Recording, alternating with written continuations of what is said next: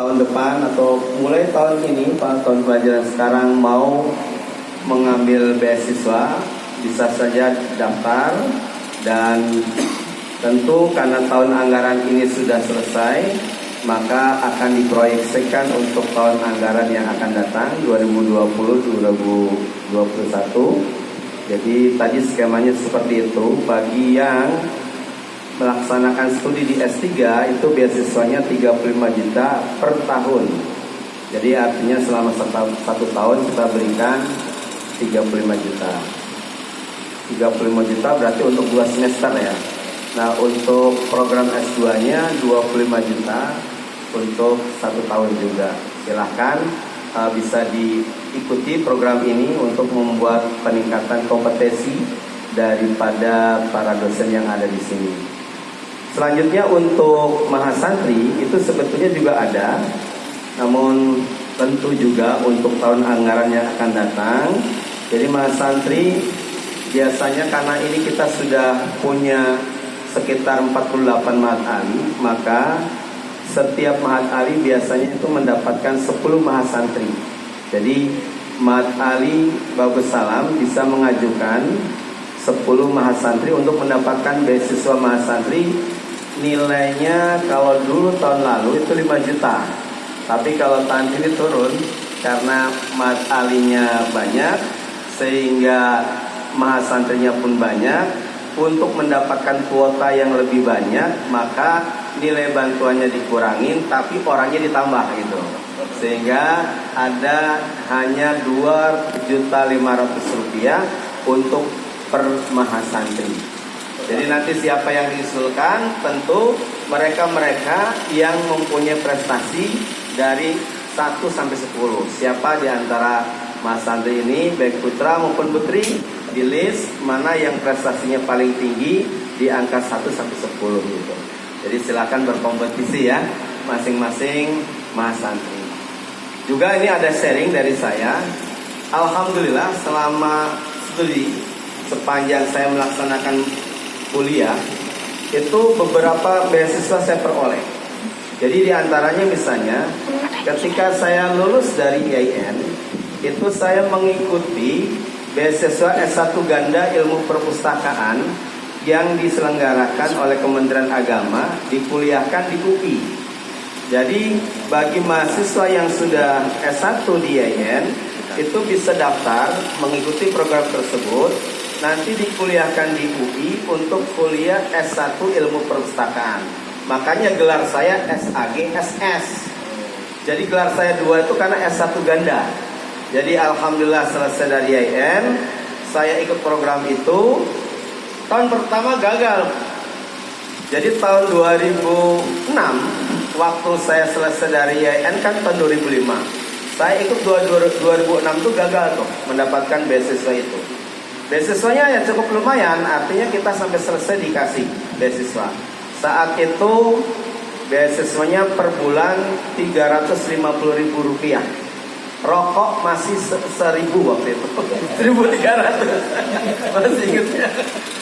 Jadi sampai juga kita diberikan biaya akademiknya itu full langsung oleh kementerian yang ngasih. Juga diberikan tadi uang sakunya Rp350.000. Selesai dalam 2 tahun saat itu alhamdulillah saya mendapatkan gelar S1 ganda. Selain sarjana agama juga sarjana sastra. Karena ilmu perpustakaan di UI itu ada di Fakultas Sastra gitu. Kemudian saya tidak putus sampai di situ. Saya masih gigih untuk melanjutkan studi. Sehingga saya pada tahun 2002 saya ambil lagi S2 ilmu perpustakaan di UI juga. Dan alhamdulillah keterima juga masuk di UI. Jadi tahun 2016 gagal, 2017 ikut lagi, alhamdulillah diterima. Nah itu dalam rangka mendapatkan beasiswa di UI itu, adik-adik sekalian, saya harus kuliah di LIA karena kelemahan saya waktu itu bahasa Inggris. Jadi kalau sekarang ini nih ya, adik-adik di mana orang tuanya berkecukupan, minta laptop. Karena saya waktu kuliah di IAIN itu boro-boro dikasih sama orang tua saya laptop. Untuk makan saja saya hanya dikasih 250 perak, itu pun di warteg makannya pakai tempe satu saja. Gitu. Tapi walaupun demikian saya tetap bersemangat dan akhirnya selesai juga gitu. Saya cemburu adik-adik terhadap kebetulan ini Arskal Salim itu adalah satu pondok dengan saya. Yang sekarang Profesor Dr. Arskal Salim itu ada satu kamar di Pondok Pesantren Darul Rahman itu. Nah, Arskal Salim ini putra dari Profesor Dr. Muin Salim. Beliau sudah menjadi rektor saat itu.